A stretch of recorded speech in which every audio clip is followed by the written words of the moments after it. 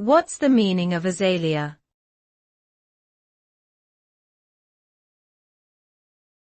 Azalea.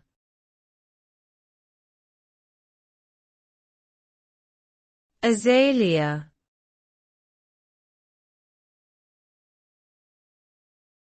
Azalea.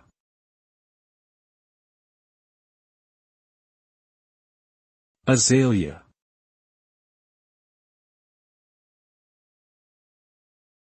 Azalea is a type of flowering shrub that belongs to the rhododendron family. It typically grows in temperate regions, with beautiful clusters of flowers that come in various shades of pink, red, purple, and white.